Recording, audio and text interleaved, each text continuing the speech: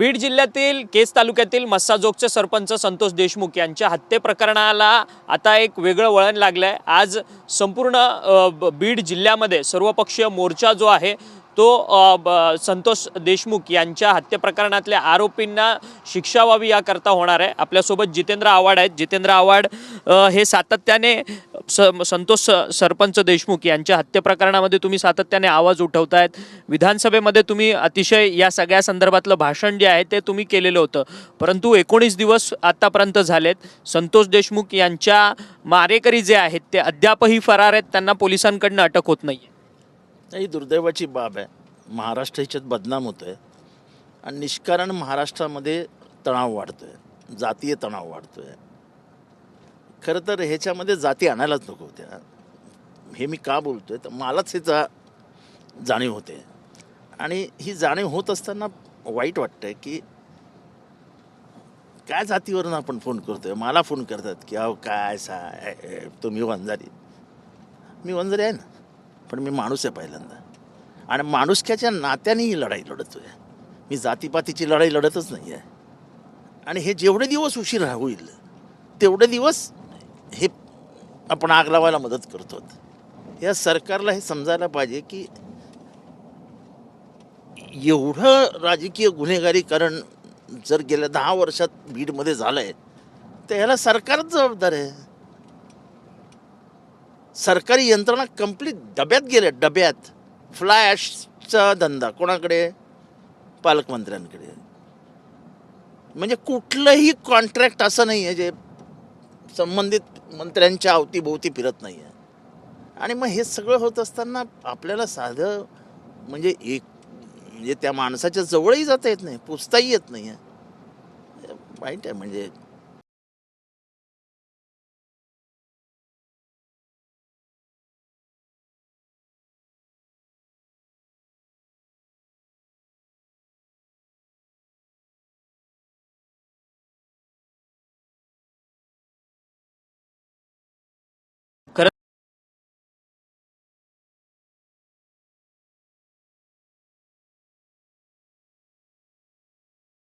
मध्ये सहभागी होतात प्रकाश सोळंके असतील, सुरेश धस असतील। माझं स्पष्ट मत बाजूला ठेव। कार्यकर्ता इतका निर्गुण हत्या करत असेल तर त्या पक्षालाच लाट घातली पाहिजे। या पक्षाचे संस्कार दिसतात ना याच्यात। म्हणजे आपण पॉलिटिकल प्रोटेक्शन कुठल्या लेवलला जाऊन देतो आहोत याचा प्रत्येकाने विचार करायला हवा होता राजकारणामध्ये, की आपण गुंड पोचतो म्हणजे काय करतो आहोत नेमकं। म्हणजे आपली गडी वाचवण्यासाठी आहे, गडीच्या दरवाजावर कोणाला उभे करायचे याचा पण विचार कोणी आपण करायला सुरुवात केली पाहिजे आता। कारण का माझं असं मत आहे की पॉलिटिकल क्रेडिबिलिटी आता डावावर लागली। या लोकांचा राजकारणाबद्दल एक चीड, राग मनात निर्माण होईल। हे काय करतात। आता तुम्ही बीडच्या दिशेने रवाना होतात, तुम्ही देखील त्या संपूर्ण मोर्चामध्ये सहभागी होणार आहात, परंतु ती अंजली दामानिया ज्या सामाजिक कार्यकर्त्या आहेत त्या सातत्याने या सगळ्या संदर्भात अनेक दावे प्रतिदावे करताना पाहायला मिळतात त्यांच्याकडनं। जे 3 आरोपी फरार आहेत त्यांची हत्या झाली असेल असं त्यांचं म्हणणं आहे। आता त्यांचं हे म्हणणं कशाच्या आधारावर आहे ते मला काय माहीत नाही, पण ती एक प्रामाणिक बाई आहे आणि त्याही अशा लढाया लढत असतात नेहमी आणि त्यांच्या बोलण्यात तथ्य नसावं। कारण का म्हणजे तथ्य हे सत्य असेल तर म्हणजे फारच वाईट आहे। म्हणून म्हणतं की असत्यच असावं, त्या खोट्या आहेत असं नाही, पण हे अशा मर्डर आणि हे म्हणजे महाराष्ट्राचं काय होणार आहे हा एक यक्षप्रश्न निर्माण होईल।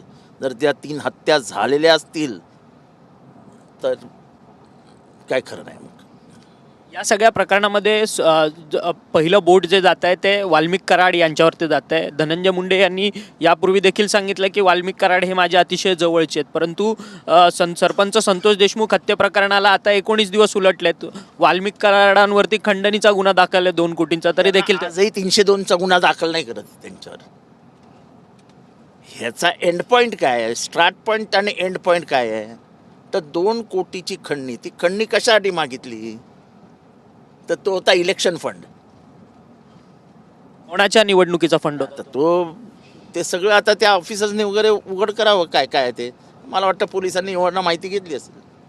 कारण का ज्या वेळेस यांनी पहिल्यांदा खंडणीचे फोन सुरू केले तेव्हा इलेक्शनचा माहोल होतं. मी विधानसभेत पण बोललेलो त्या सत्यनारायणाच्या महापूजेसाठी त्यांनी वर्गणी मागितली नव्हती. आणि त्याच्यानंतर ह्या खंडणीतनं रागापोटी अशोक सोनवणेला झालेली मारहाण, त्याच्यातनं झालेला इगो बॅटल, म्हणजे स्वतः त्यांच्या गर्व जो होता त्यांना की आम्ही आहोत, त्या आम्ही याच्यातनं हे मर्डर झाली. त्याच्यामुळे तुम्ही ह्या एक्स्टॉर्शनला मर्डरपासून वेगळं या सरकारचं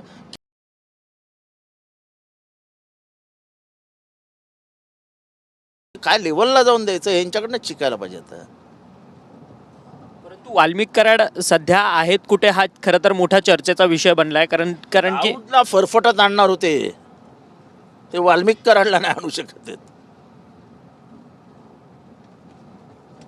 आणि म्हणून मी म्हणत होतो की शेवटी संशय हा म्हणजे जोपर्यंत मंत्रिमंडळातले त्यांचे सहकारी जे उघडपणाने सांगतायत की वाल्मिक कराड माझा खास माणूस आहे, म्हणजे अशा प्रकारची माणसं आपली खास असणं. वाल्मिक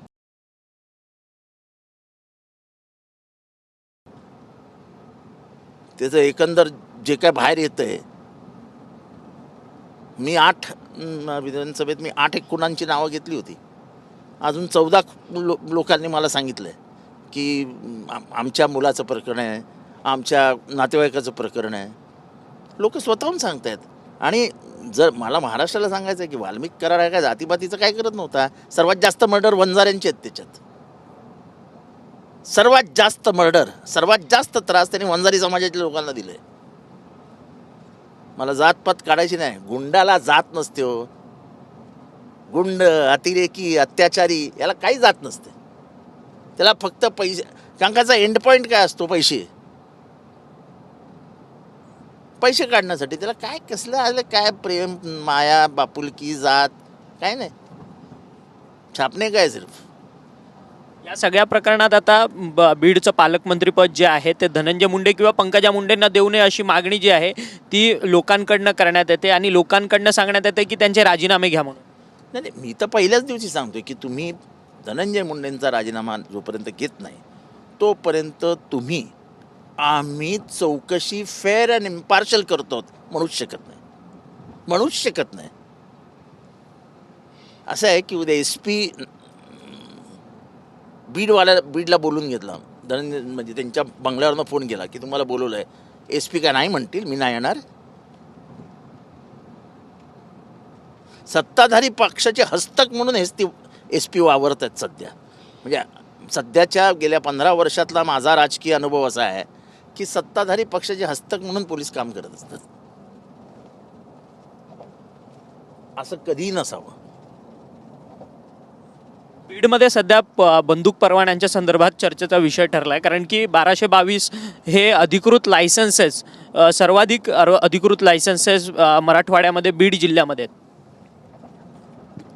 आता ह्याच्यावरनं क्रिमिनलायझेशन ऑफ पॉलिटिक्स जे आपण 90 साली हा विषय चर्चेला आला आणि आता परत येतोय, तर आपण विचार करावा की क्रिमिनलायझेशन ऑफ पॉलिटिक्सला सर्वात जास्त मदत कोणाकडनं झाली आहे? जो पक्ष स्वच्छ चारित्र्य, स्वच्छ असं वेगळेपणा सांगत होता, त्या पक्षाची सर्वात जास्त माणसं याच्यात आहेत रिव्हॉल्वर लायसन्सेसमध्ये.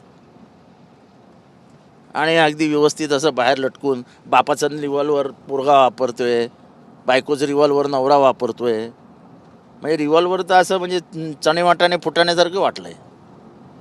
म्हणजे मुंबई आणि ठाण्यामध्ये रिव्हॉल्वर लायसन्स मिळवायला म्हणजे काय मेहनत करावी लागते ते आम्हाला विचार. कारण का आमचे कार्यकर्ते येत असतात, साहेब लायसन्स मुंबई ठाण्यामध्ये मिळूच शकत नाही.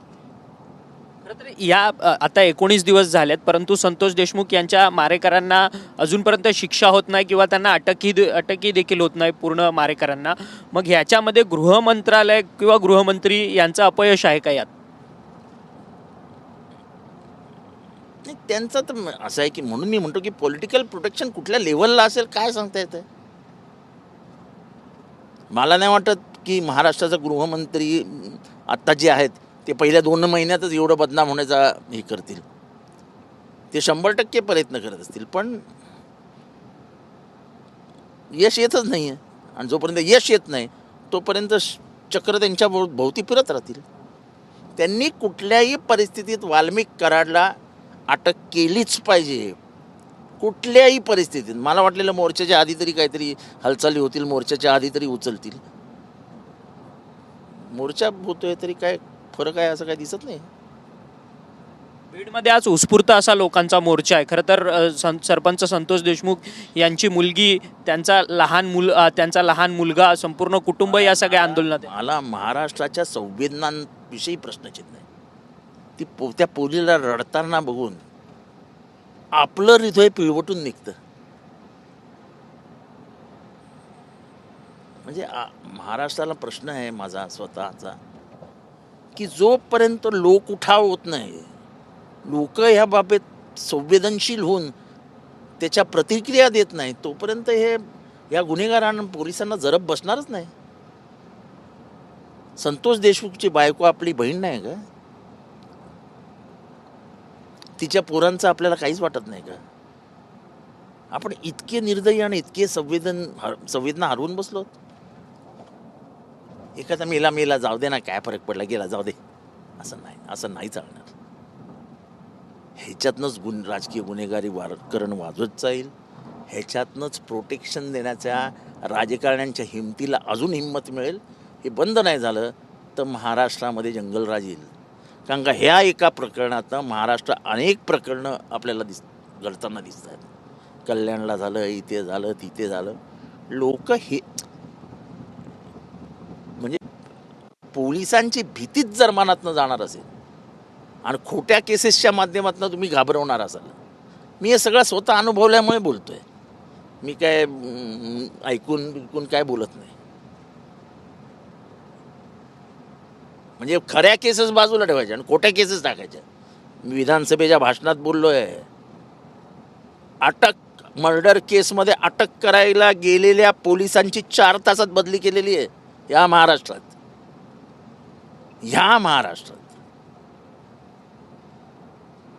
आणि नंतर ती मर्डर केसच गेली, बाहेर फेकली गेली.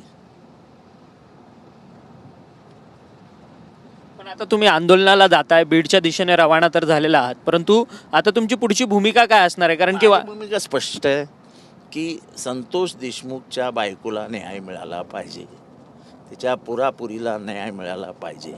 मी अजूनही सांगतो, पक्षविनिवेश बाजूला ठेवायचं मी काय म्हणतोय, तर संतोष देशमुख हा BJPचा बूथचा अध्यक्ष होता. म्हणजे त्या मुंदडाताई आहेत, त्यांचा बूथ प्रमुख होता. म्हणजे आणि ते BJPचा कार्यकर्ता होता. पण अशी जेव्हा मर्डर होते, करणारा कोण, झाला कोणाचा, याचा विचार करायचा नाही. शोषण आणि शोषित या 2च जाती आहेत जगामध्ये. श्रीमंत आणि गरीब 2च जाती आहेत. तसं हे शोषण आणि शोषित. परंतु आता या सगळ्या, आता जे काही घडतंय, सर्वपक्षीय मोर्चा वगैरे होतोय, सत्ताधारी पक्षाचे आमदार आवाज उठवतात, या सगळ्यावरतून आता कुठेतरी स्थानिक राजकारण जे आहे ते धनंजय मुंडे यांच्या विरोधातलं पेटलेलं आहे. आणि त्याच्यातून स्थानिक राजकारण वगैरे, राजकारण बाजूला ठेवा, राजकारण पण बाजूला ठेवूया. हे घडतं कसं काय? एवढी डेअरिंग माणसात येते कुठनं? जोपर्यंत पूर्ण पॉलिटिकल प्रोटेक्शन मिळत नाही तो पण, मी सांगितलं ना, 307चा आरोप आहे हा वाल्मिक कराड 307चा आरोपी आहे. एवढे दिवस त्याला पोलिसांनी का मोकळा बाहेर ठेवला होता? वाल्मिक कराडाशी काहीतरी वाद झाला म्हणून झाली. म्हणजे त्यांना कोर्टाबिटातनं जिंकलं, सगळं झालं. त्यांची मंत्रालयातनं फाईलच गायब झालेली, ती आता परत सापडली आहे. काय म्हणजे मला ते असं राजकारण असतं हेच पहिल्यांदा माहीत नव्हतं. माझ्या दृष्टीने 35 वर्षाच्या माझ्या 35 पण नाही, ह्या 40 वर्षाच्या राजकीय प्रवासात मी पहिल्यांदा बघतोय हे असलं काय घडू शकतं. धन्यवाद जितेंद्र आव्हाडजी, तुम्ही आमच्याशी बातचीत केली.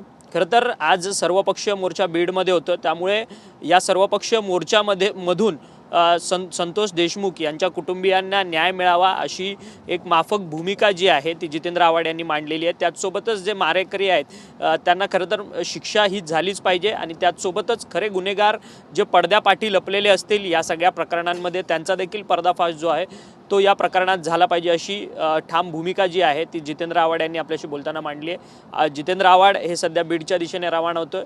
सर्वपक्षीय मोर्चा बीडमध्ये आयोजित करण्यात आला आहे. त्यामुळे आज मोठा जनसमुदाय जो आहे तो सरपंच संतोष देशमुख यांच्या न्यायासाठी आज रस्त्यावरती उतरताना पाहायला मिळणार आहे. त्यामुळे आज दुपारी त्या संपूर्ण आंदोलनामध्ये लोकांकडनं काय भूमिका घेतली जाते ते देखील पाहणं तितकंच महत्त्वाचं ठरणार आहे. व्हिडिओ जर्नलिस्ट कमलेश डोंगरेसह अक्षय मंगणी, TV9 मराठी, संभाजीनगर.